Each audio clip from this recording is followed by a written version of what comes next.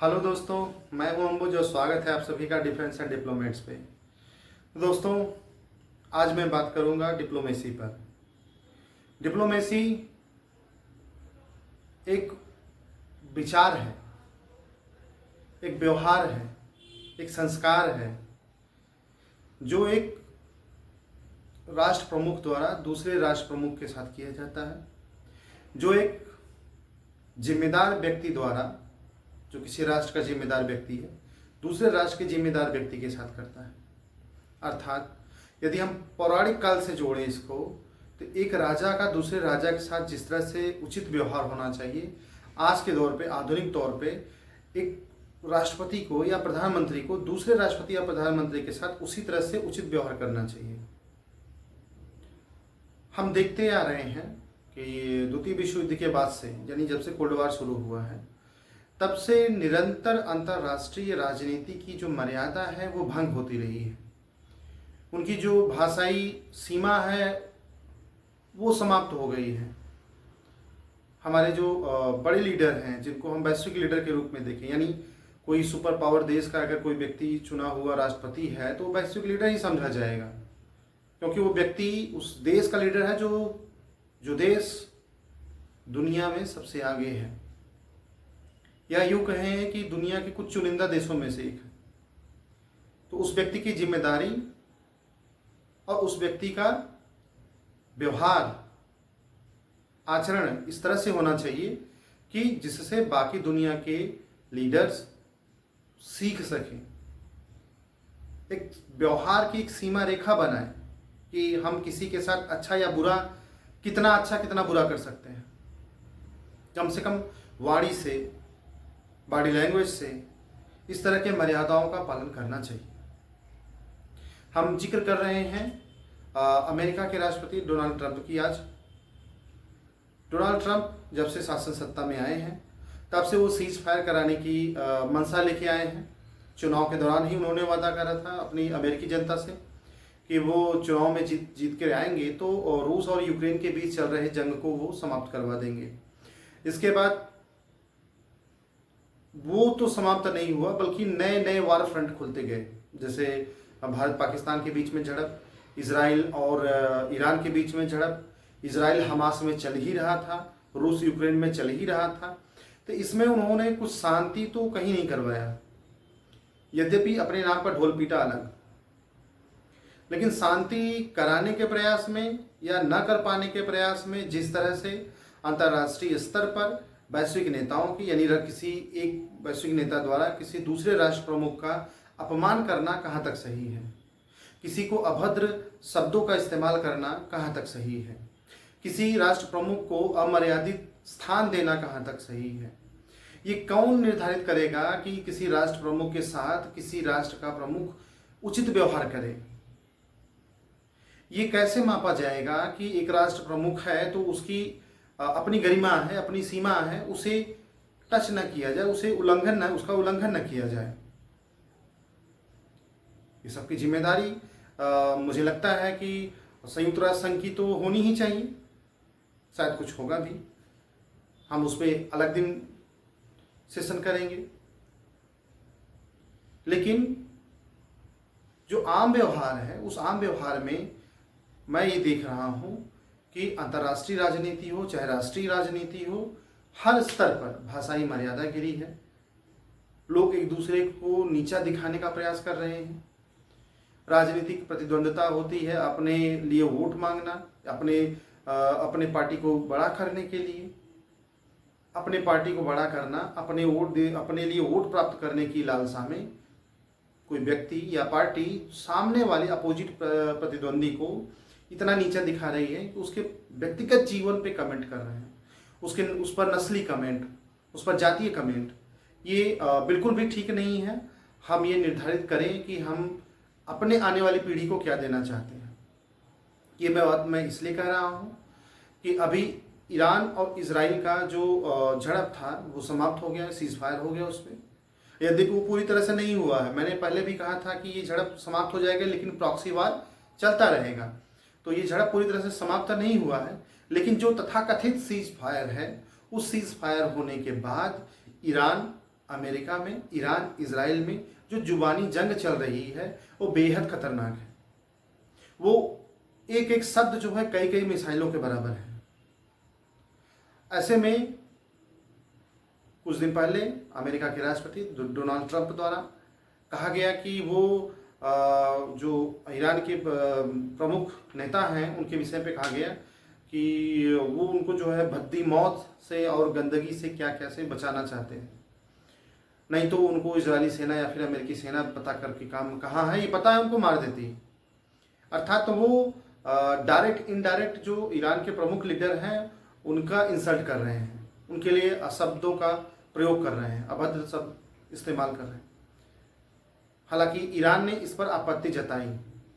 Iran के विदेश मंत्री ने कहा कि अमेरिका संयम रखे, भाषाओं को, अपनी भाषा को जो है निर्धारित करे कि वो किसके लिए यूज़ कर रही है, किसके लिए बोल रही है, और हम इस तरह के जो उलूल जुलूल हरकतें हैं उसे बर्दाश्त नहीं करेंगे, उसका मुंह तोड़ जवाब देंगे।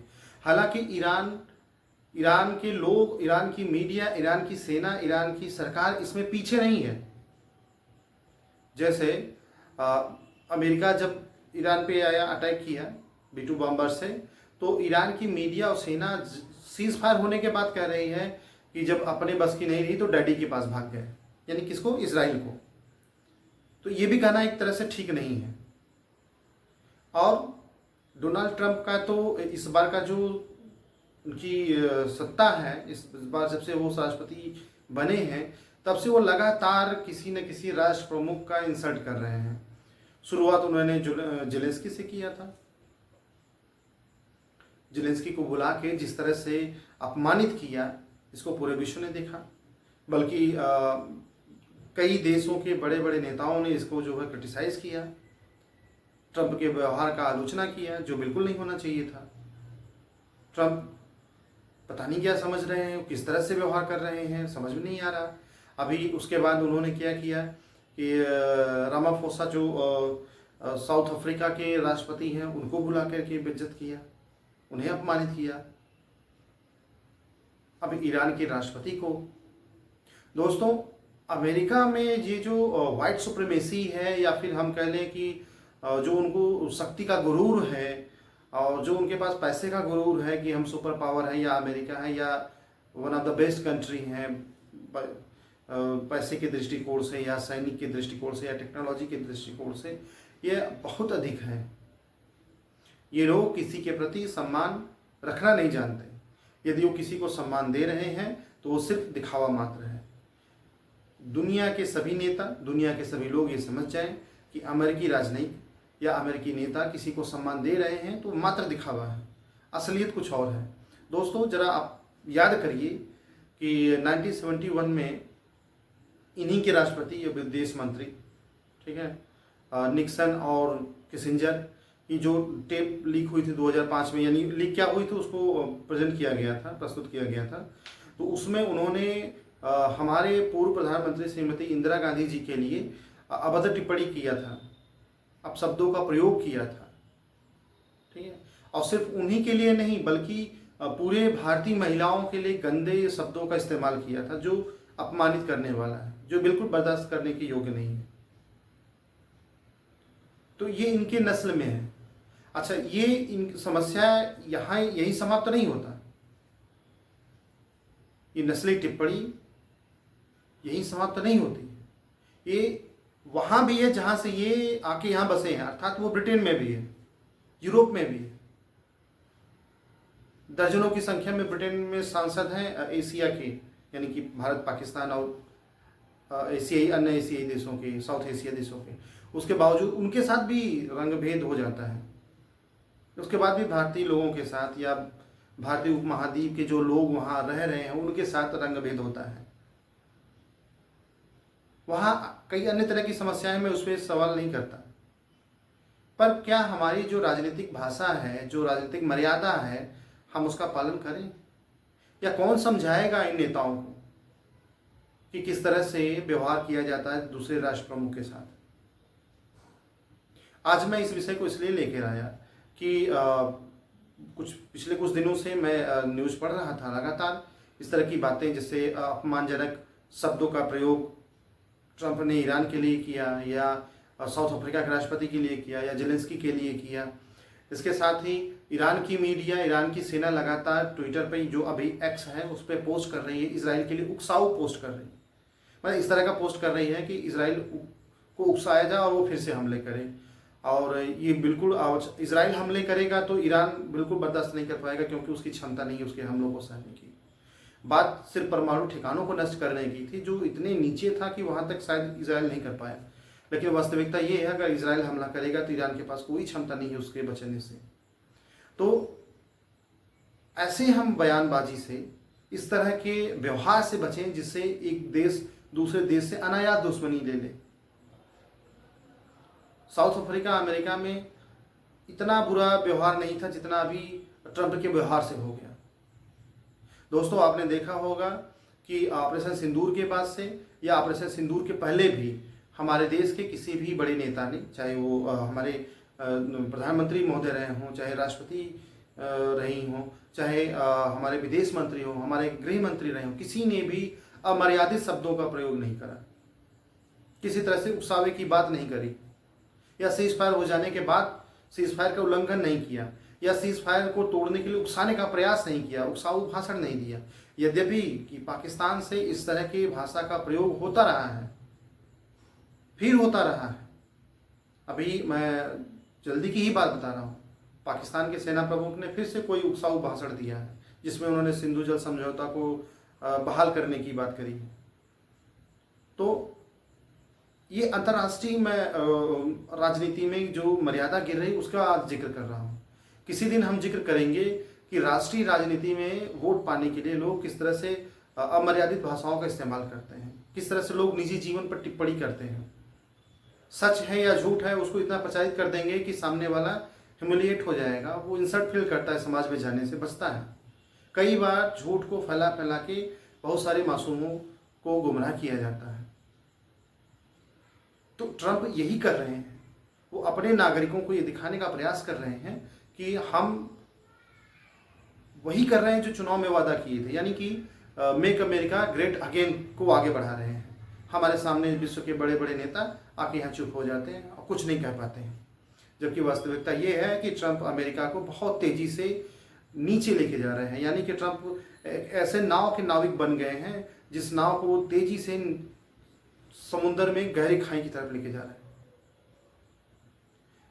ये बहुत भयानक है। मैं फिर से कहूँगा, इस पे हमें मंथन करने की ज़रूरत है। भाषा, व्यवहार, आचरण, इन सब पे ध्यान देने की ज़रूरत है। चाहे राष्ट्रीय राजनीति हो या अंतर्राष्ट्रीय राजनीति हो, सबकी अपनी मर्यादा होती है। सामने वाले का इज्जत होता है, हमें उसे बिल्कुल नहीं तोड़ना है। किसी की मर्यादा का उल्लंघन करके किसी के निजी जीवन पर टिप्पणी नहीं करनी है।